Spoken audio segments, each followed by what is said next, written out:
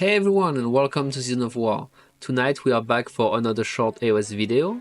My name is Fabian and today we're going to talk about the 6 biggest changes in Age of Sigmar 4th edition. Without further ado, let's get started.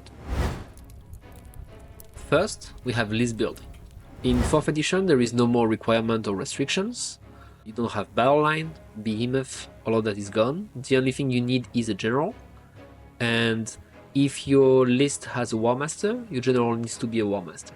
Also worth noting that every unit can only be reinforced once, there are no more reinforcement points.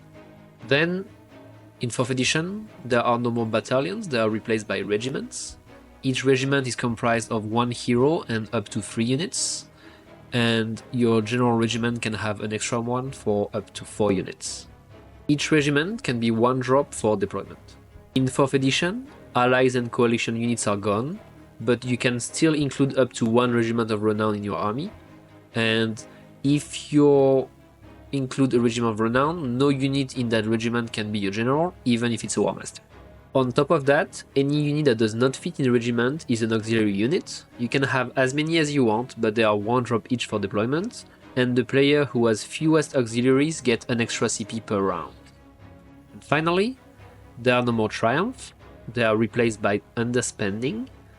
The way it works is if your total points is 50 or more points lower than the points limit, you will get 1 extra command point, but only for round 1.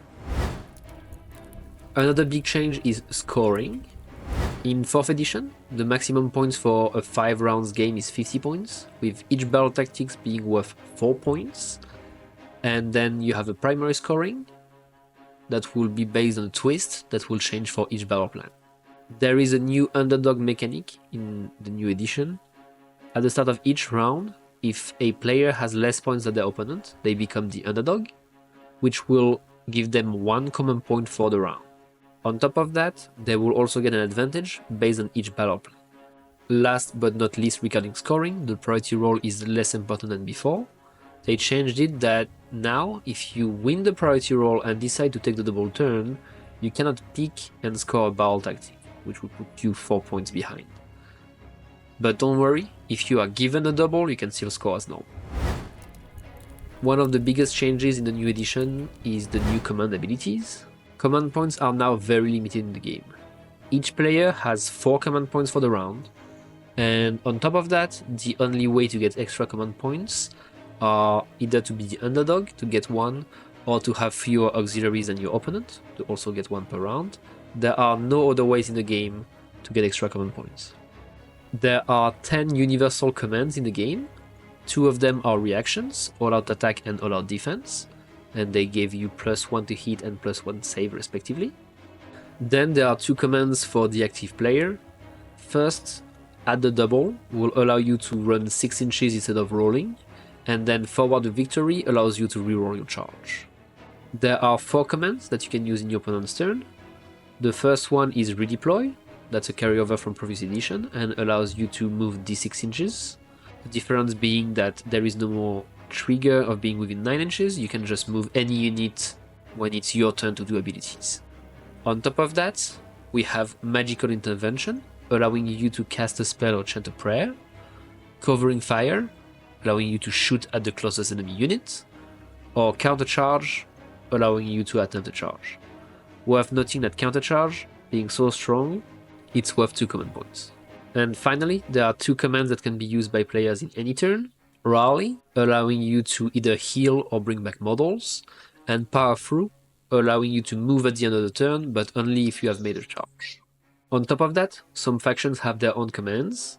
It could be in the battle traits, like Daughters of Cain with, for instance, Allow Slaughter, allowing them to double fight once per game, or on the War Scroll, like the ability to bring back a unit on the Norhall War Scroll for Skaven. Next, we have Magic and Prayers. In the new edition, Wizards and Priests have a power level. They can do a combination of spells, prayers, and banishing up to that power level. In addition, they can also unbind as many spells as their power level. So you can use all your spells with a caster and still be able to unbind if your opponent decides to cast a spell in your turn. Wizards and priests know all the spells and prayers in the lore that you have selected in this building, in addition to the ones that they have on their war scroll.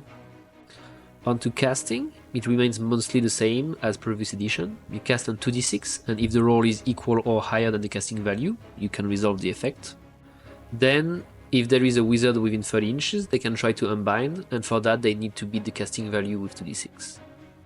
One change is that targets are now selected in the declare step, so it will be before rolling. The prayer system has been reworked, so now when you try to chant for a prayer, you roll 1d6, and on a 2 up, you have the choice. You can either store ritual points equal to the roll, or add the ritual points that you have on your priest and resolve the prayer.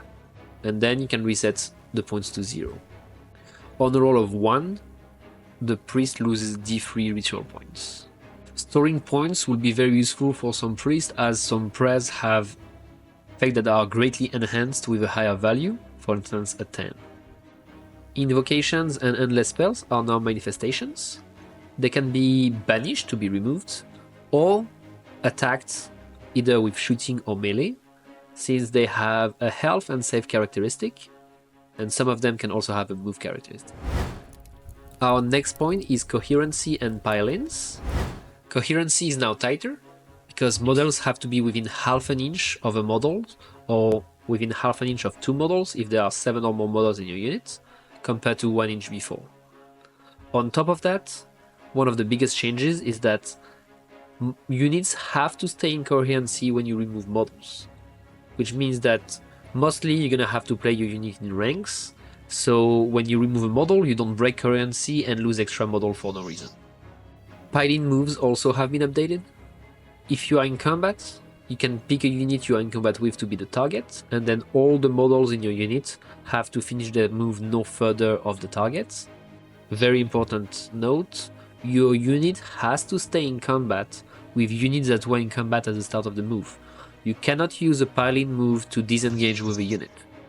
If you are not in combat, Piling is just in any direction and you can finish in combat. The last change that we are going to cover is terrain.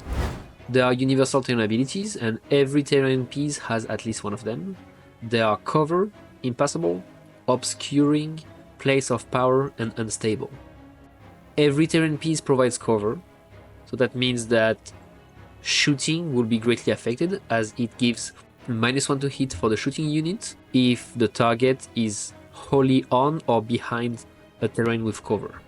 On top of that, most terrain pieces will be using unstable, since it helps a lot with the diversity of terrain, and it makes it like you can go through the terrain, you cannot just end on a piece of terrain that's more than 1 inch tall. There are 5 terrain types. First one is area terrains, and they provide only cover. There are the type of terrain that are quite flat, like hills or wood templates. Obstacles provide cover and also are unstable. They will be the majority of terrain piece. Obscuring terrains are obstacles that also block shooting. Think of dense vegetation or thick smoke for a volcano, that type of terrain. Next on the list is places of power. There are obstacles that make wizard and priest nearby stronger or allow heroes to either unbind or banish manifestations. Finally, we have faction terrains. They can now be charged and attacked and destroyed, as they have health and save characteristics, and some of them can even move or attack. That's all for today. Thanks for watching. Let us know in the comment below what you thought, and see you in the next one.